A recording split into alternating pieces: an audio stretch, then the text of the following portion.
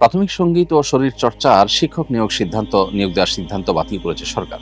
এ ব্যাপারে আপনার প্রতিক্রিয়া কি? আপনি নিজেও তো সঙ্গীত শিক্ষক নিয়োগের প্রজ্ঞাপন জারির বিরোধিতা করেছিলেন। প্রথম কথা হলো যে এটার জন্য সংশ্লিষ্টদেরকে আমরা অবশ্যই ধন্যবাদ জানাই। কারণ এতে গণ আকাঙ্ক্ষার প্রতিফলন ঘটেছে বলে আমরা বিশ্বাস করি। এদেশে দীর্ঘদিন পর্যন্ত সাধারণ মানুষের চিন্তা, চেতনা, তাদের আদর্শ পরিপন্থী বিষয়গুলো তাদের উপর চাপিয়ে দেওয়া, খুবই সীমিত সংখ্যক মানুষের চিন্তা এবং দর্শনকে চাপিয়ে দেওয়ার একটা প্রচেষ্টা দীর্ঘদিন থেকে চলে আসছে।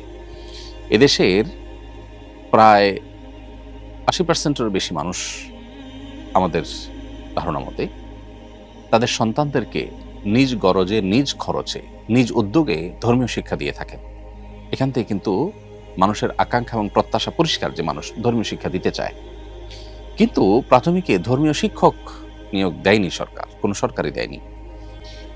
যে জিনিসটি জনগণ চাচ্ছে দিনের আলোর মতো পরিষ্কার, সেটি আপনি করছেন না। যে জিনিসটি জনগণ চাচ্ছে না সেটার প্রমাণ কি? সেটার প্রমাণ হলো যে এদেশের কত পার্সেন্ট মানুষ নিজের সন্তানকে গান শিক্ষা দেওয়ার জন্য নিজস্ব উদ্যোগ নেন। কয়জন মানুষ?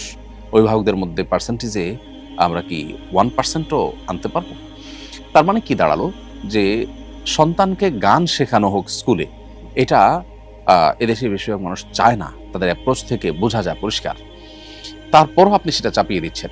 অথচ অন্যান্য সাধারণ সাবজেক্টগুলো পড়ানোর জন্য পর্যাপ্ত শিক্ষকের ঘাটতি আছে দেশে, এবং যার ফলশ্রুতিতে এখনো পর্যন্ত প্রাথমিকে আপনার প্রচুর পরিমাণ শিক্ষক নেওয়া দরকার। বিশেষভাবে আপনার একেবারে সাধারণ যে সাবজেক্টগুলো আছে সেগুলোতেই।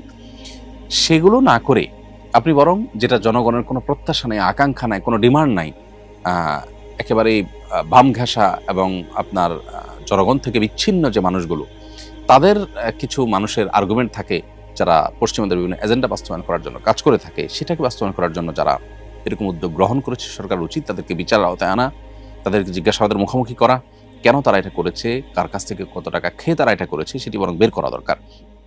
তবে সরকার যেটুকু করেছে সেটুকু অবশ্যই আমরা সরকারকে ধন্যবাদ জানাই। অতএব গণ আকাঙ্ক্ষার পরিপন্থী কোনো বিষয় চাপিয়ে দেওয়া এটা কখনোই ন্যায্য হতে পারে না। এই অন্যায্য কাজটা দেশে দীর্ঘদিন থেকে চলে আসছে। এক্ষেত্রেও সেটি করার চেষ্টা করা হয়েছিল দুর্ভাগ্যজনকভাবে। তো সেটি যে আপাত দৃষ্টিতে আলহামদুলিল্লাহ বন্ধ হয়েছে, সেটি একটি সান্ত্বনার বিষয়। আমরা দোয়া করি আল্লাহ তাআলা আমাদের এই প্রিয় মাতৃভূমিকে নিয়ে যে পশ্চিমাদের ষড়যন্ত্র আছে সেটা থেকে আল্লাহ তাআলা আমাদেরকে হেফাজত থাকার তৌফিক দান করুন। এরপরের প্রশ্ন হলো, গত পরশু স্বামী স্ত্রী আমরা দুজনেই একসঙ্গে হিন্দু থেকে মুসলমান হয়েছি। আমাদের কি এখন দুজনের আবার নতুন করে বিয়ে করতে হবে? উত্তর হলো যে স্বামী স্ত্রী উভয়ে যদি অমুসলিম থাকেন, এরপর যদি তারা উভয়ে ইসলাম গ্রহণ করেন, তাহলে সেক্ষেত্রে তাদের নতুন করে বিবাহ আর করার দরকার নেই। সাহাবায়ে কেরাম রিদওয়ানুল্লাহি তাআলা আজমাইন তারা যখন সপরিবার ইসলাম গ্রহণ করেছেন নবী সাল্লাল্লাহু আলাইহি ওয়াসাল্লামের কাছে, তাদের কারোর বিবাহ নবী সাল্লাল্লাহু আলাইহি ওয়াসাল্লাম দ্বিতীয়বার পড়াননি, অর্থাৎ পূর্বের বিবাহের উপরে তারা বহাল ছিলেন।